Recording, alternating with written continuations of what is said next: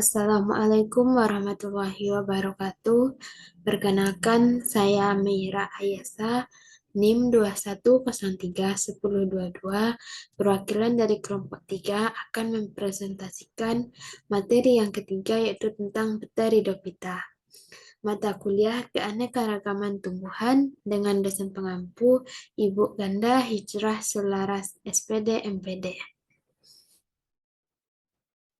Sebelum memasuki ke materi, saya akan memperkenalkan anggota kelompok saya, yaitu yang pertama Anissa Febriani dengan NIM 21031052, yang kedua saya sendiri Meira Ayasa NIM 21031022, dan yang ketiga Nazifa Nurliza M dengan NIM 21031146.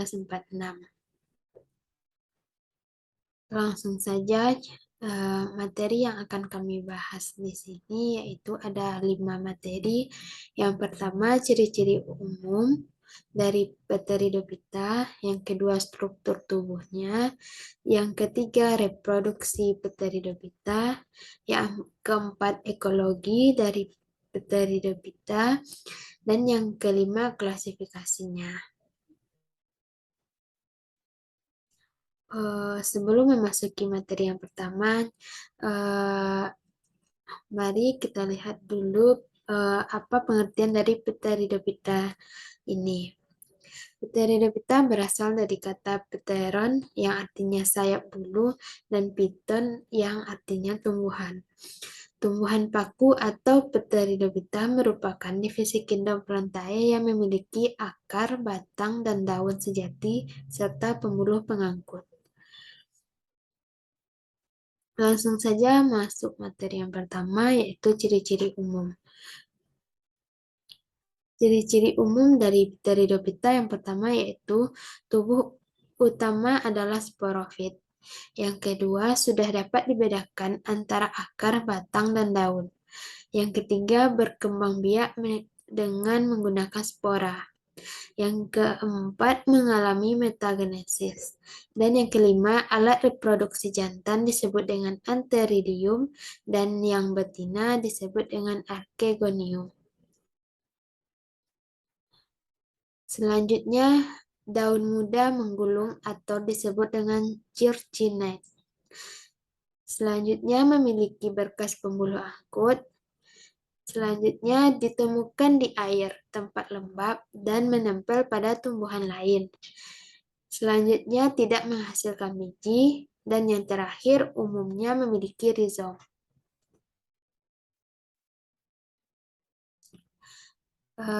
Lanjut pada materi yang kedua, yaitu struktur tubuh. Struktur tubuh yang pertama yaitu akar.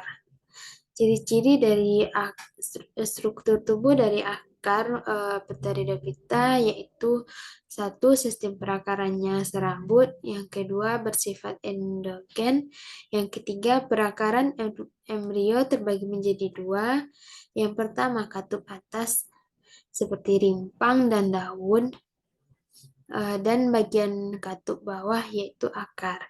Biasanya akar dari Pteridophyta ini berwarna gelap. Yang selanjutnya yaitu batang. Struktur tubuh batang Pteridophyta yang pertama yaitu dapat berbentuk tiang, menjalar, atau memanjat. Yang kedua pendek dan kompak. Ada juga yang tumbuh lurus atau tegak seperti pohon. Yang ketiga percabangan dikotomi. Yang keempat pada batang yang masih muda sering tertutup sisi atau rambut. Dan yang terakhir umumnya pertumbuhan batang tidak nyata. Struktur tubuh selanjutnya yaitu daun. Struktur tubuh daun dari Pteridophyta yang pertama terdiri atas helaian daun dan tangkai. Yang kedua umumnya menyebar di sepanjang stem dan rachis. Yang terakhir yaitu daun muda yang menggulung. Daun Pteridophyta ini jika dikelompokkan berdasarkan fungsinya dibedakan menjadi tiga, yaitu daun trofofil, sporofil, dan trofosporofil. Trofofil adalah daun yang berfungsi untuk fotosintesis namun tidak dapat menghasilkan spora. Sedangkan sporofil merupakan daun yang menghasilkan spora. Sebenarnya antara sporofil dengan trofosporofil ini hampir sama karena sama-sama menghasilkan spora dan berfungsi untuk fotosintesis. Jika daun dikelompokkan berdasarkan ukurannya dibedakan menjadi dua, yaitu mikrofil dan makrofil. Mikro berarti daunnya berukuran kecil, sedangkan makro daunnya berukuran besar. Yang selanjutnya sporangium. Struktur tubuh dari sporangium yang pertama yaitu tempat pembentukannya pada spora. Yang kedua, macam-macam bentuk sporangium yaitu terbagi atas 4. Yang pertama, singanium. Contohnya yaitu pada Psilotum sp. Yang kedua yaitu Strobilus. Contohnya pada Lycopodium sp. Yang ketiga yaitu Sorus. Contohnya pada Nephrolepis sp atau dan Adiantum sp. Dan yang keempat Sporocarpium. Contohnya pada Azolla pinnata.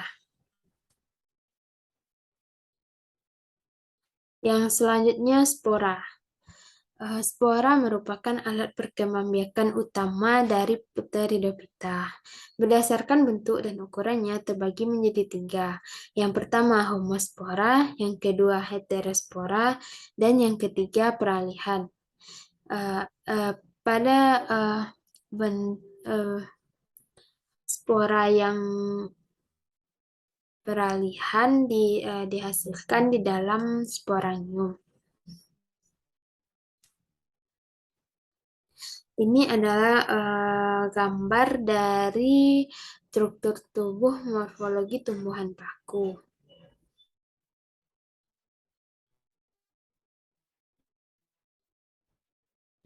Lanjut pada materi yang ketiga yaitu reproduksi.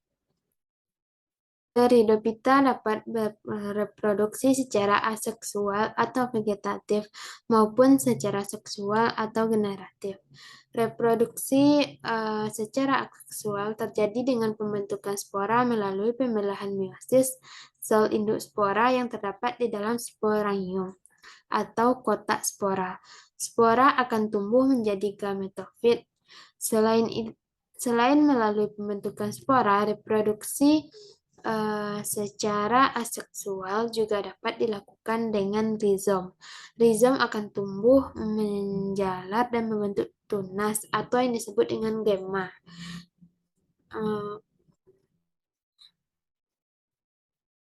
Tunas tumbuhan paku ini berkoloni atau bergerombol. Selanjutnya yaitu reproduksi seksual atau disebut dengan generatif. Reproduksi seksual terjadi melalui fertilisasi ovum oleh spermatozoid yang berflagal yang menghasilkan zigot. Zigot akan tumbuh menjadi sporofit. Selanjutnya ini adalah gambar dari siklus hidup tumbuhan Pteridophyta. Perkembangbiakan paku melalui proses yang disebut dengan metagenesis atau pergiliran keturunan antara fase gametofit ke sporofit. Fase gametofit merupakan fase seksual yang menghasilkan gamet atau sel kelamin yang berjumlah haploid. Sedangkan fase sporofit yaitu fase aseksual yang menghasilkan spora berjumlah diploid. Fase gametofit diawali dari protalium. Protalium kemudian akan membentuk anteridium dan menghasilkan sel gamet jantan yang disebut spermatozoid serta archegonium yang menghasilkan sel gamet betina atau ovum. Nantinya akan terjadi perubahan antara kedua gamet tersebut. Hasil dari pembuahan tersebut adalah sebuah sperma diploid yang berkembang menjadi tumbuhan paku.